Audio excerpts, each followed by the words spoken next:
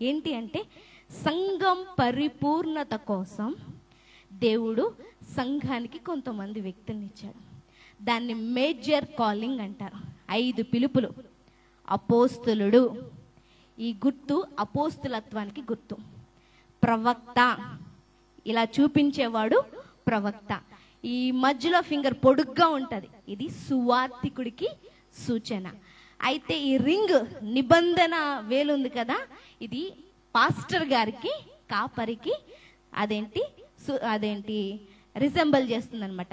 ఈ last little finger ఉంది కదా, ఇది బోధకుడికి వర్తిస్తుంది అనమాట. సంఘానికి ఈ 5 పిలుపులు ఉంటాయి. అర్థమవుతుందా? ఈ 5గురికి సంఘాలు ఉండవు, ఒకరికి మాత్రమే సంఘం ఉంటుంది. అర్థమవుతుందా? అపోస్తులుడు సంఘాల్ని కడతాడు, స్థాపిస్తాడు, నెక్స్ట్ జనరేషన్ సేవకుల్ని తయారు చేసి అక్కడ పెట్టేసి వేరే చోటుకి వెళ్తాడు. అది ఈ అపోస్తులుడి పిలుపు. ప్రవక్త సంఘాన్ని, సేవకుల్ని, రాజుల్ని, అధికారిని, ఎవరినైనా కానీ కడతాడు, వేరే చోటుకి వెళ్ళిపోతాడు. సువార్తికుడు ప్రపంచమంతా అన్నిటికంటే పొడుగ్గా ఉంటుంది కదా, అలాగా ప్రపంచం ఏ కొనకైనా కానీ వెళ్ళగలడు, ఎవరికైనా చెప్పగలడు. అంకుల్ దాంట్లో స్పెషాలిస్ట్. మన పక్కనున్న ఎంఆర్ఓ అయినా, బండి మీద వెళ్తున్నవాడైనా, ఆటోలో వెళ్తున్నవాడైనా అంకుల్ సువార్త చెప్పగలడు.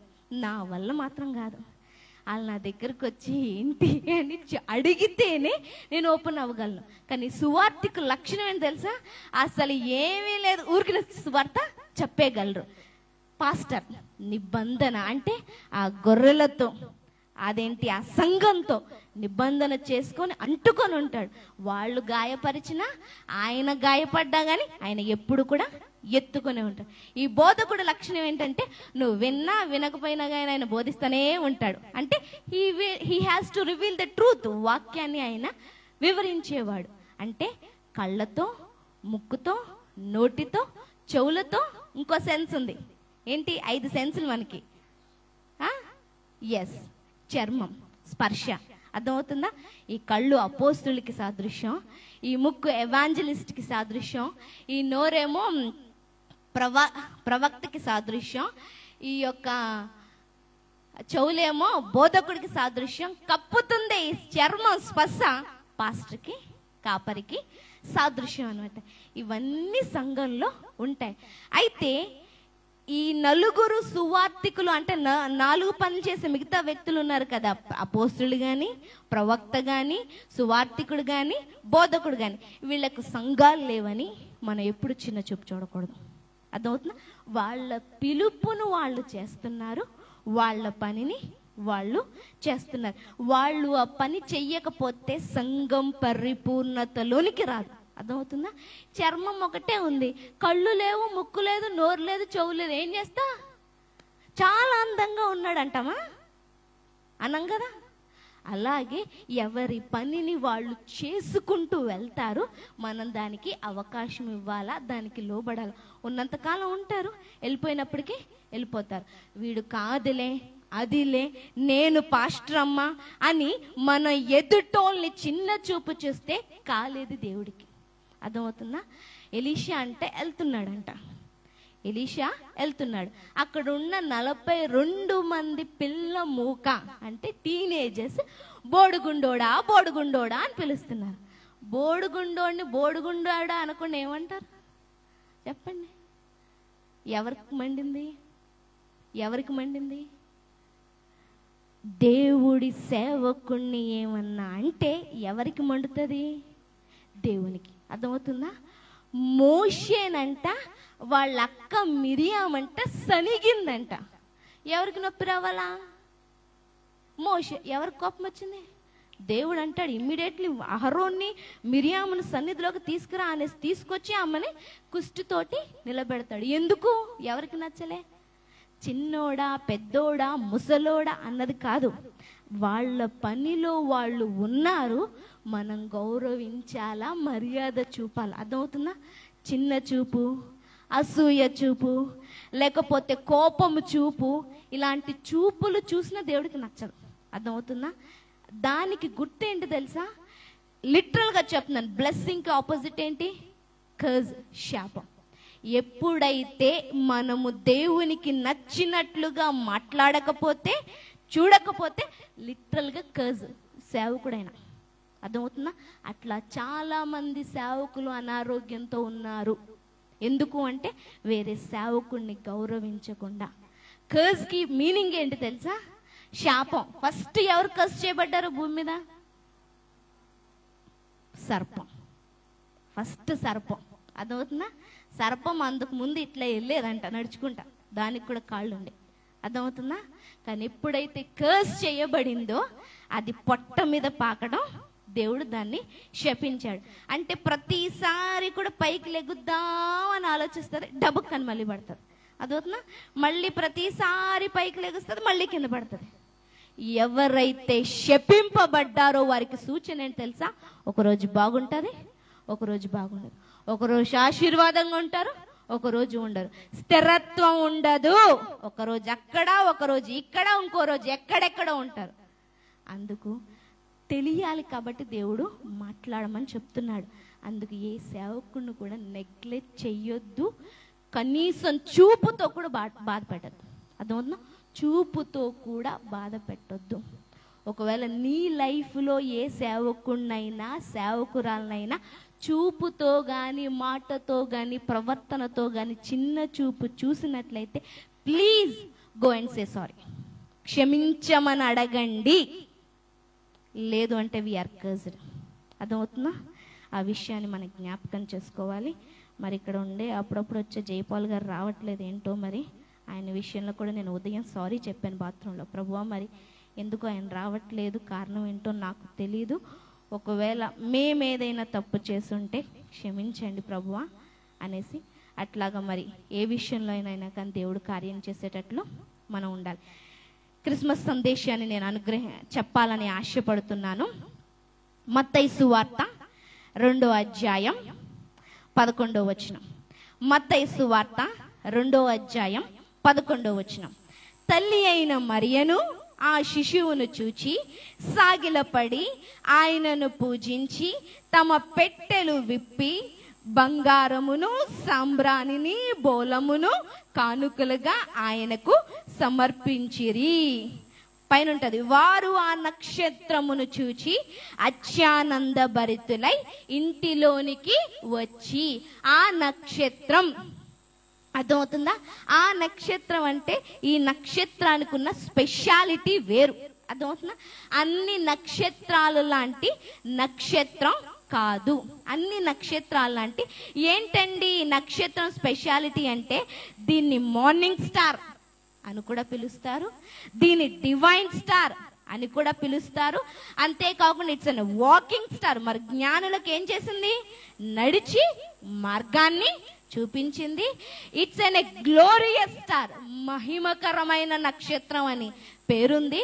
ఇట్స్ అన్ పీస్ఫుల్ స్టార్, సమాధానాన్నిచ్చే నక్షత్రం అని రాయబడింది.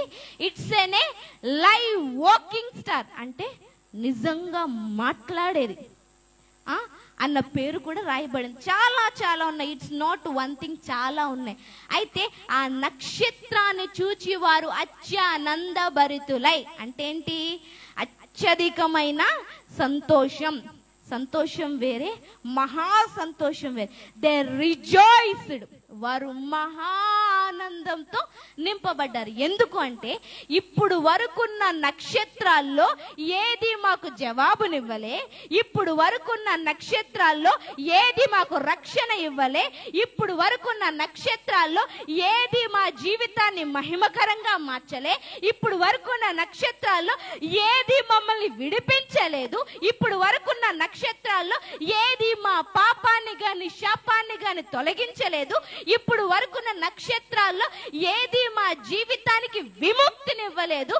Now what the star came, ఏ నక్షత్రం అయితే వచ్చిందో ఆ నక్షత్రం విడిపించగలదు, సమాధానపరచగలదు, పాపాన్ని తొలగించగలదు, చీకటి నుండి మమ్మల్ని ప్రకాశములోనికి తీసుకొచ్చి మమ్మల్ని నక్షత్రములుగా అంటే మనల్ని స్టార్స్ గా చెయ్యగలదు.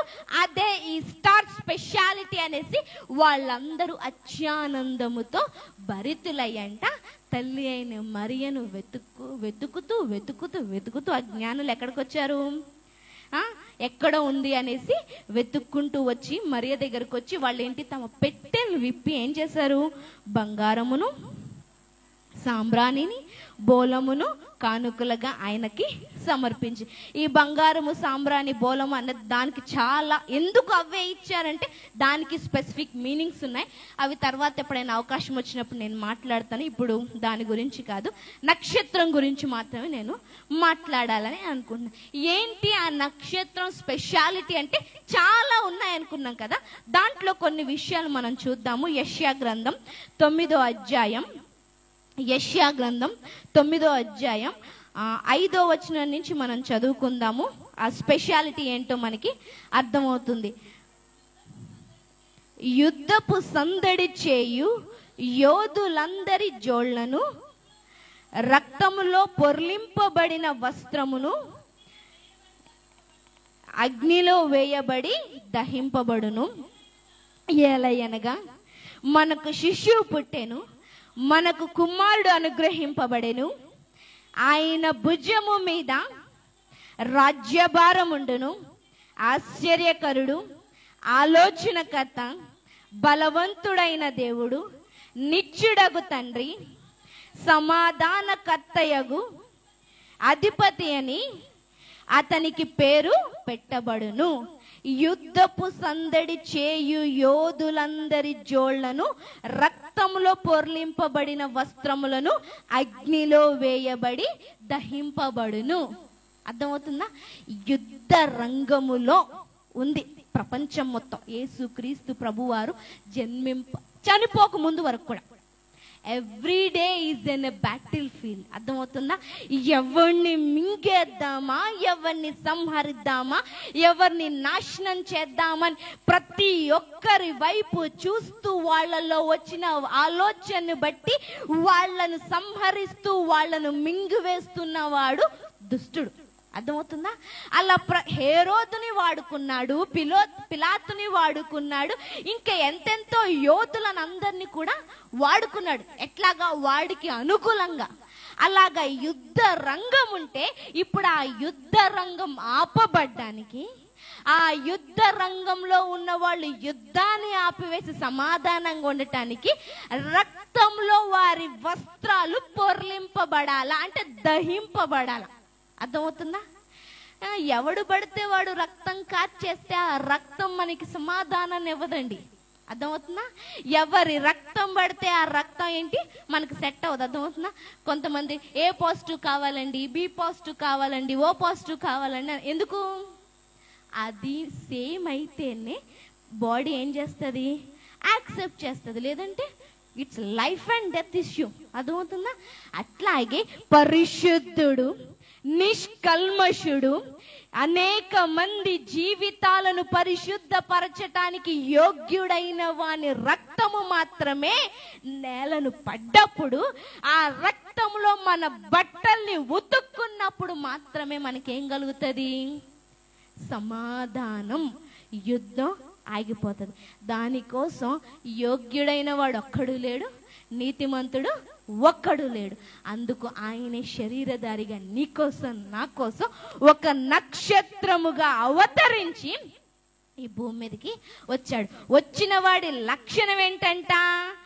ఏలయనగా మనకు శిశువు పుట్టెను, మనకు కుమారుడు అనుగ్రహింపబడును.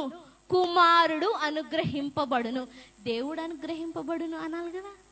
కుమారుడు ఏంటి? ఆయన దేవుడు, పరమాత్ముడు, మన కోసం చనిపోయే గొప్పవాడు. మరి దేవుడు అనాలి కదా. కుమారుడు పున్నమ నరకము నుండి తప్పించువాడే కుమారుడు. అంటే ఏంటి? తండ్రికి కుమారుడు పెద్ద కొడుకు తల కొరివి పెడితేనంట ఈ చచ్చినోడు ఎట్లాంటోడైనా కానీ ఎక్కడికి వెళ్తాడు? నరకం నుంచి తప్పింపబడి పరలోకం స్వర్గానికి వెళ్తారు అని ఒక సామెత ఉంది, వేదాల్లో రాయబడింది. అంటే ఏంటి? కుమారుడు మాత్రమే మోక్షాన్ని ఇవ్వగలడు అని. అది ఎక్కడి నుంచి రాయబడలేదు? దైవ గ్రంథం, పవిత్ర గ్రంథంలోంచి. అంటే ఏంటి? ఆయన నీకు నాకు కుమారుడుగా, లోకానికి కుమారుడిగా, ప్రతి తల్లిదండ్రులకు కుమారుడిగా, ప్రతి యవనస్తుడికి ఒక కుమారుడుగా పుట్టినప్పుడు మన జీవితాలు ఏంటి? పున్నమ నరకం నుండి ఏం చేయబడతాయి? రక్షింపబడతాయి. అయితే ఈ స్టార్ స్పెషాలిటీ ఏంటి తెలుసా? అక్కడ ఉందండి, అక్కడి నుంచి అందరికి వెళ్తునిచ్చిందండి. ఇంతకు ముందు మొత్తం చీకటండి, ఇప్పుడు దారి కనపడుతుందండి. అది మాత్రమే కాదండి, ఆ స్టార్ మన లైఫ్ లోకి వచ్చినప్పుడు మనం కూడా స్టార్ అవుతాం. అంటే ఏంటి?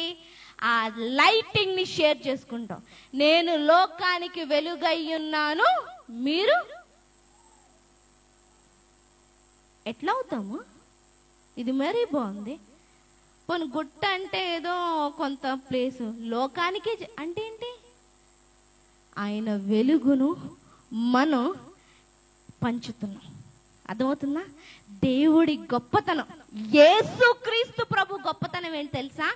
ఆయనకున్న మహిమను మనలోంచి పంచుతాడు, ఆయన శక్తిని మనలోంచి పాస్ చేస్తాడు, ఆయన మహిమను మనలోంచి పాస్ చేస్తాడు, ఆయన గొప్పతనాన్ని మనలోంచి పాస్ చేస్తాడు, ఆయన అధికారాన్ని మనలోంచి పాస్ చేస్తాడు, ఆయన మహిమను, ఆయన శక్తి, ఆయన స్వస్థత, ఆయన బలము అన్నిటినీ మనలోంచి పాస్ చేస్తాడు.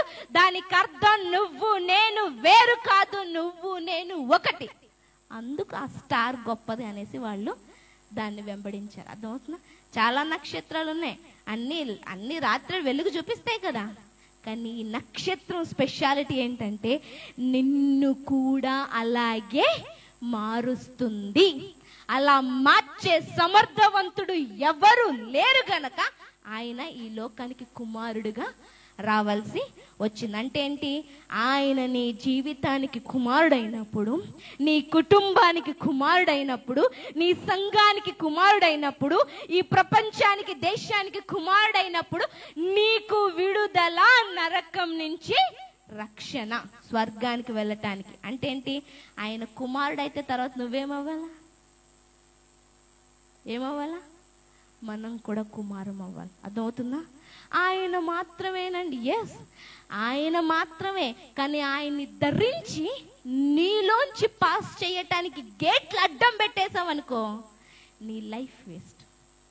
అర్థమవుతుందా? రక్తంలో దహింపబడ్డాం కానీ ఆ రక్తం స్మెల్ ఇతరులకు రాకపోతే, ఆ పరిశుద్ధ క్రీస్తు సువాసన ఇతరులకు రాకపోతే, ఆ జన్మం, క్రీస్తు జన్మం యొక్క మహిమ ఇతరులకు రాకపోతే, ఆ క్రీస్తు కుమారుడుగా ఉండి ఎలా నన్ను విడిపించాడో అలాగ ఇతరుల్ని విడిపించడానికి నేను ఉపయోగపడకపోతే మన జీవితాలు వ్యర్థమండి.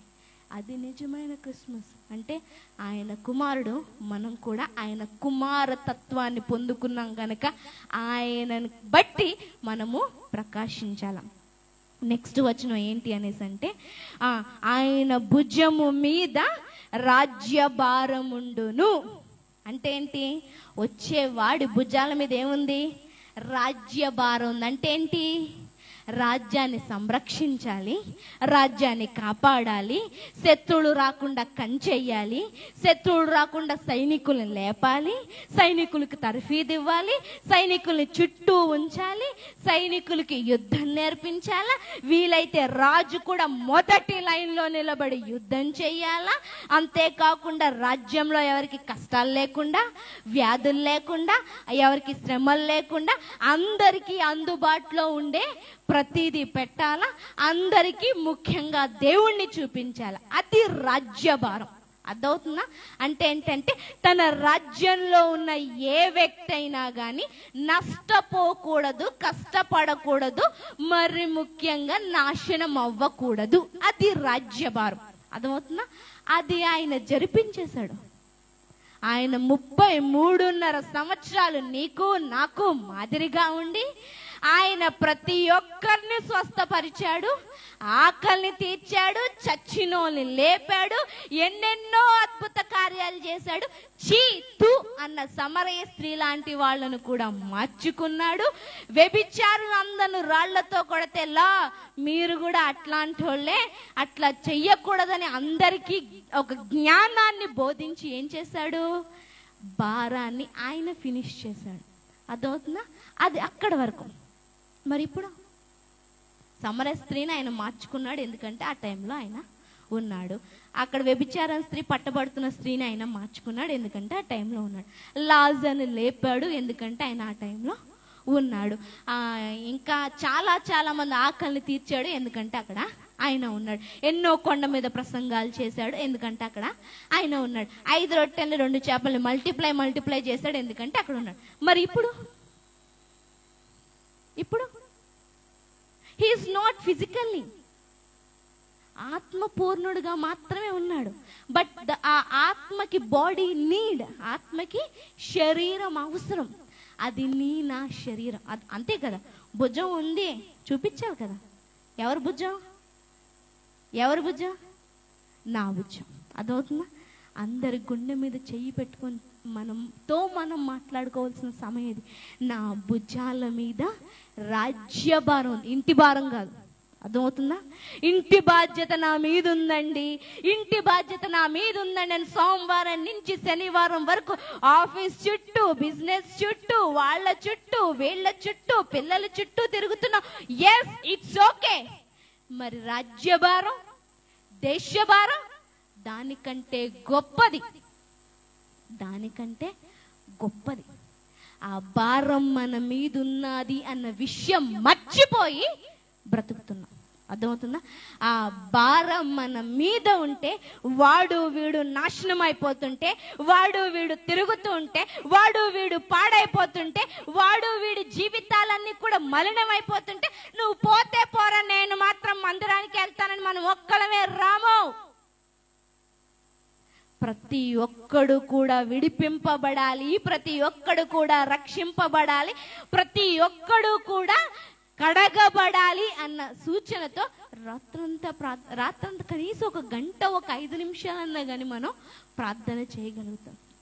భారం లేనోడంట, నిజంగా చెప్తున్నాను, విజన్ లేని వాడితో సమానం. అంటే ఏంటి? చూపు లేనోడితో. అంటే గుడ్డోడు ఎక్కడైనా పడతాడు, ఏ గోతులోనైనా పడతాడు, ఏ రాయి రప్పన్న తగులుతుంది, ఏ బస్సు లారీ కూడా. ఎందుకు? చూపు లేదు.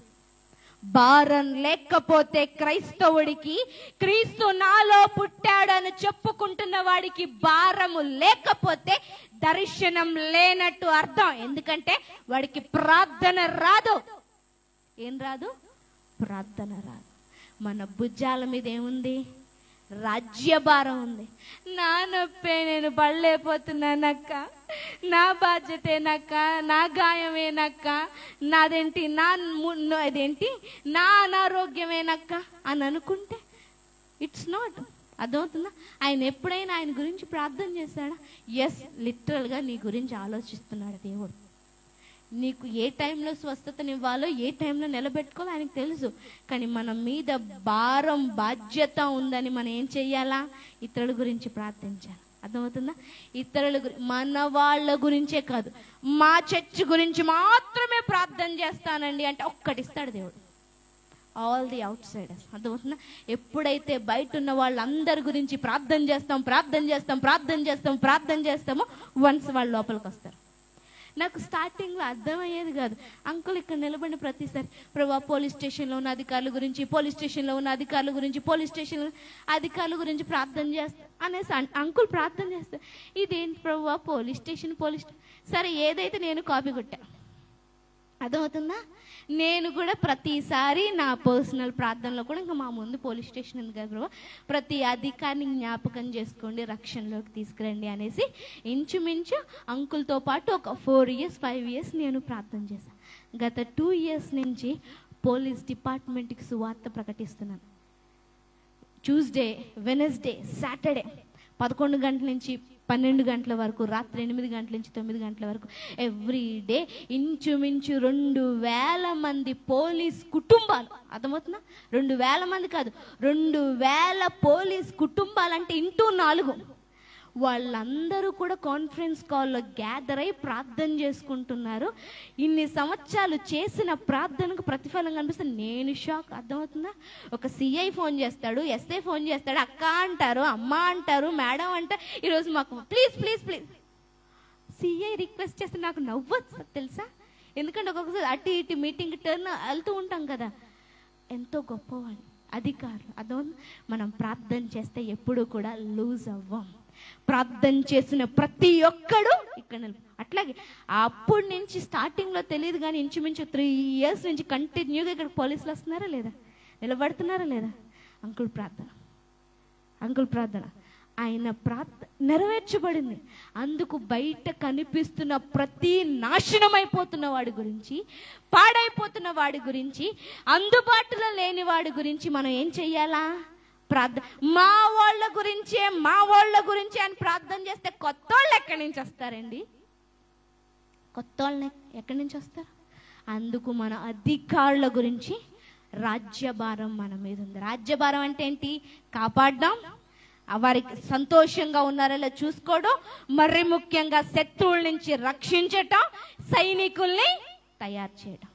సైనికులను తయారు చేయడం అంకుల్లో చాలా ఎక్స్పర్ట్. నేను ఇప్పుడు వరకు చూసిన సేవకుల్లో అంకుల్ లాంటి ఆలోచన కలిగిన వ్యక్తిని చూడడం ఇట్స్ వేల మంది సేవకుల్లో కొంతమంది మాత్రమే ఉంటారు. రాత్రి నేను అంకుల్ వస్తున్నప్పుడు మాట్లాడుకున్నాం, సంఘం సేవకుడిది కాదు, సంఘం దేవుడిది.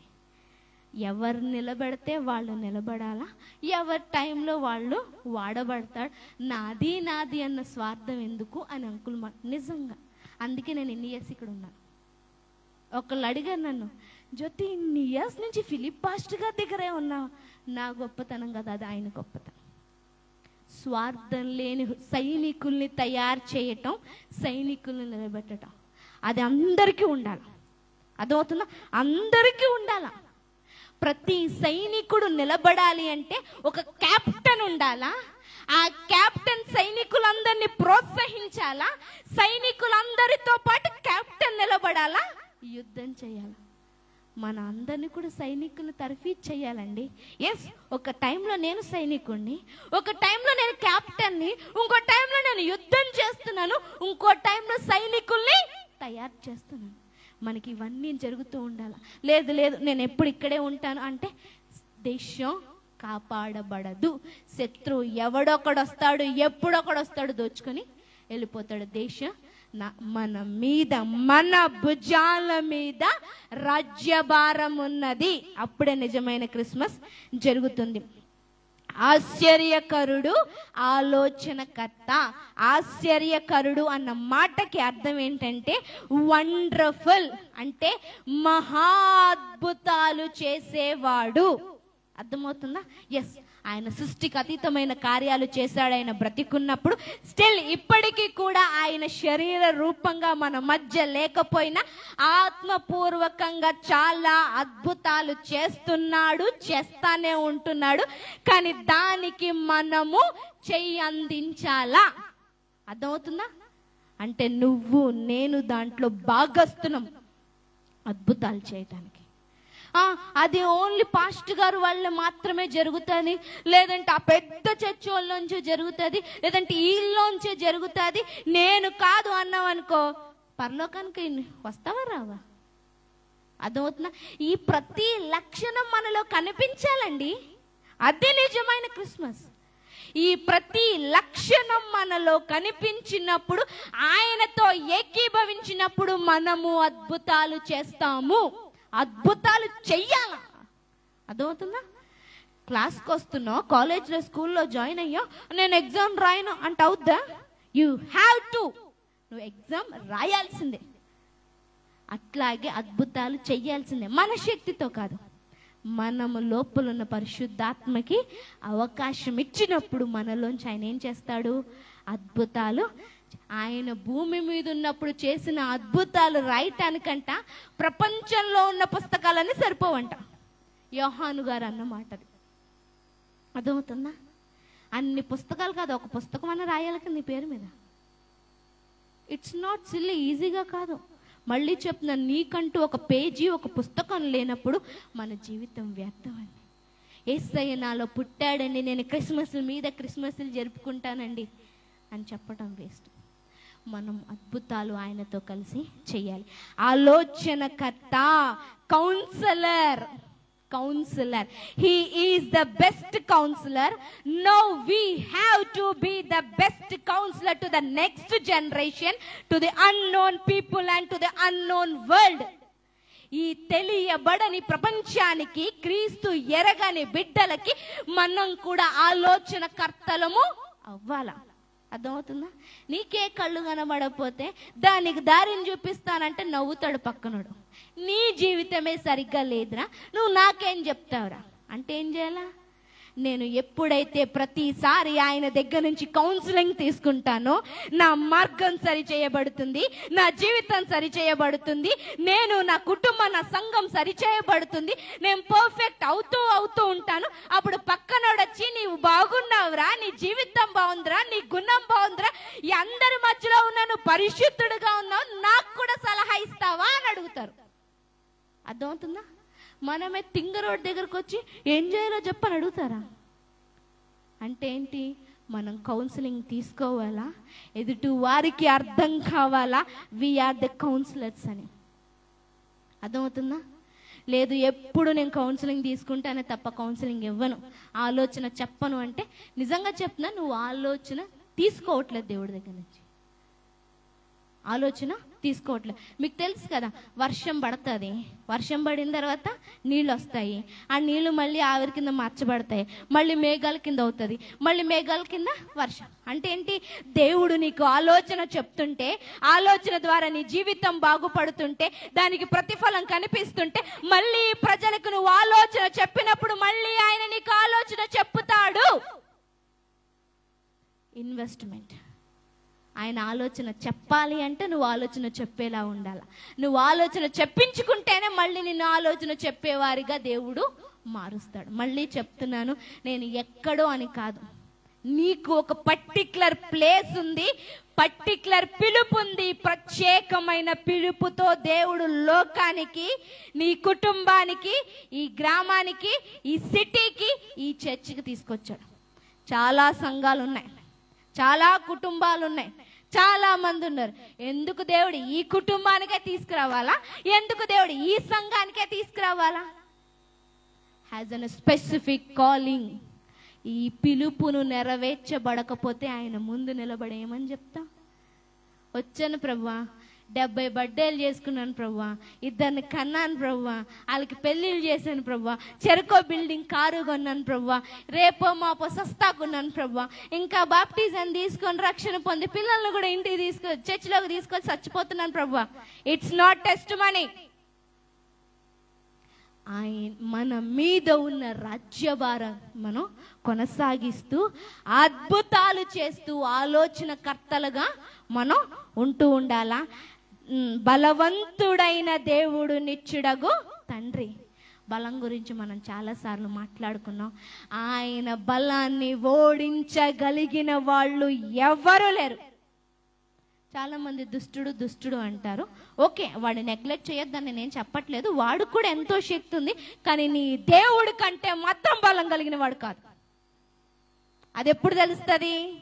ఆయన మీద మనం ఆనుకున్నప్పుడు, ఆయన బలాన్ని చూస్తున్నప్పుడు, ఆయన కెపాసిటీ ఏంటో తెలియనప్పుడు ఈ బుడ్డోడిని చూసి అంటాం. అదే జరుగుతుంది. ఎందుకు దుష్టుణ్ణి బట్టి మనం భయపడుతున్నాం అంటే వాడి బలాన్ని చూస్తున్నాం కానీ మన దేవుడి బలాన్ని మనం చూడట్లేదు. మన దేవుడి బలాన్ని చూడడం మొదలు పెడితే, ఆయన బలం మనలోంచి పాస్ అయినప్పుడు దుష్టుడు మనల్ని చూసి భయపడతాడు. అర్థమవుతుందా? ఇప్పుడు మనము ఆయన బలాన్ని దేశానికి, ప్రపంచానికి, నశించిపోతున్న వారికి, బంధకాల్లో ఉన్న వారికి చూపించాలి. ఆ బాధ్యత మన మీద ఉంది. ఆయన బలం చూపించాలి అంటే మనం ఆయన బలాన్ని చూడాలి. ఆయన దాచుకునేవాడు ఏం కాదండి. ఇంకో విషయం చెప్పనా?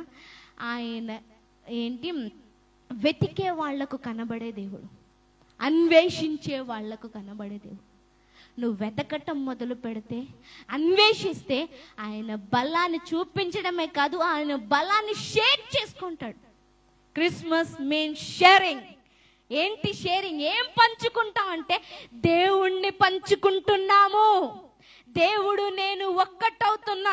ఎస్, ఆయన శక్తి మన శక్తి ఒక్కటైనప్పుడు ప్రజలకు విడుదల.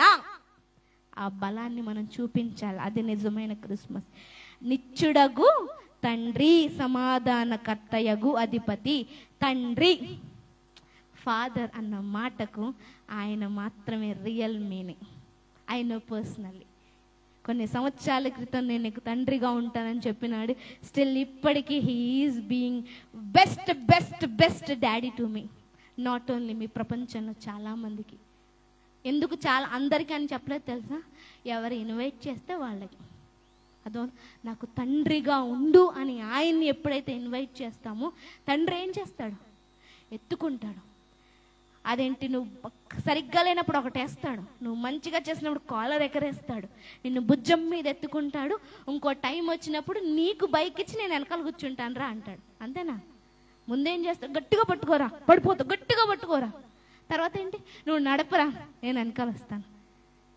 ఒకప్పుడు నీ చెయ్యి పట్టుకొని నడిపిస్తాడు. ఒక టైం అయిపోయిన తర్వాత మనం వాళ్ళ చెయ్యి పట్టుకొని నడిపించాలి. ఆ బెస్ట్ డాడీ నిన్ను ప్రొటెక్ట్ చేయడానికి, ఫీడ్ చేయడానికి, కాపాడడానికి, బ్లెస్ చేయడానికి రెడీగా ఉన్నాడు. మన ఆ ప్లేస్ని తీసుకోవాలా? 2, we have to be the spiritual parents. ఆత్మీయ తల్లిదండ్రులు. అర్థమవుతుందా? అంటే కొంతమందికి ఆత్మీయ తల్లిదండ్రులుగా మనం ఉండాలా. మళ్ళీ చెప్తున్నాను, 12 సంవత్సరాల నుంచి వస్తున్నానక్క, నాకు ఆత్మీయ పిల్లలు లేరంటే సిగ్గు. ఆత్మీయ పిల్లలు ఉండాల. నిత్యుడ ఎప్పుడు తండ్రి. నెక్స్ట్ ఏంటంటే సమాధానకర్త అధిపతి అని అతనికి పేరు పెట్టబడును. సమాధాన పరిచేవాడు. దుష్టుడు ఎప్పుడు మనల్ని నిందిస్తూ ఉంటాడు, కానీ ఆయన సమాధాన పరుస్తాడు. ఏయ్, నా రక్తం ఉంది, నా యొక్క శరీరం ఉంది, నేనే నీతి, వేరే నీతి అవసరం లేదు, నా రక్తమే ఉంది, వేరొక విడుదల అవసరం లేదు అని దుష్టుడి నుంచి మనల్ని లాగి సమాధానపరిచిన గొప్ప దేవుడు. తండ్రి అయిన యెహోవా దేవుడు పాపాన్ని అంగీకరించాడు. అదేంటి, అనీతిమంతుల్ని అంగీకరించాడు, శాపంతో ఉన్న వారిని అంగీకరించాడు. అసలు ఈ మహిమను కోల్పోయిన మన వీఆర్ నాట్ యాక్సెప్టబుల్. కానీ ఆయన సమాధానకర్తగా వచ్చి నీ చెయ్యి పట్టుకొని, దేవుడు చెయ్యి పట్టుకొని, మన ఇద్దరి చేతిని జోడించి ఆయన ఏం చేశాడు? సమాధానాన్ని కలిగించాడు. అంటే now we have to be the peace makers. సమాధాన పరిచేవారుగా ఉండాల. అక్క ఇన్ని చెప్పారు, మా వల్ల ఎక్కడవుతుంది అక్క, ఎక్కడవుతుందమ్మా అన్న క్వశ్చన్ రావచ్చు. నేను అంటున్నాను, నా వల్ల కూడా కాదు. కానీ హీ ఈజ్ ఇన్ us. క్రీస్తు మనలో ఉన్నాడు. ఏ రోజైతే యేసయ్య మనలో పుట్టాడో ఆ రోజు నుంచి ఆయన మనలో ఎదుగుతున్నాడు. ఆయనకు అవకాశం ఇచ్చినప్పుడు మనలోంచి అద్భుతాలు చేస్తాడు, మనలోంచి ఆలోచన చెప్తాడు, మనలోంచి సమాధానం చెప్తాడు, మనలోంచి తండ్రిగా ఉంటాడు, మనలోంచి కుమారుడుగా ఉంటాడు, మనలోంచి రాజ్యభారాన్ని మోస్తాడు, మనలోంచి గొప్పవాడిగా లోకానికి కనబడతాడు. ఇవన్నీ రిసెంబుల్ చేసినప్పుడే నిజమైన క్రిస్మస్. 2023 సంవత్సరాల క్రితం అది కొంతమందికి, ఎందుకంటే ఎవరైతే అంగీకరించారో. కానీ ఇప్పుడు అందరికీ క్రిస్మస్ అవ్వాలి.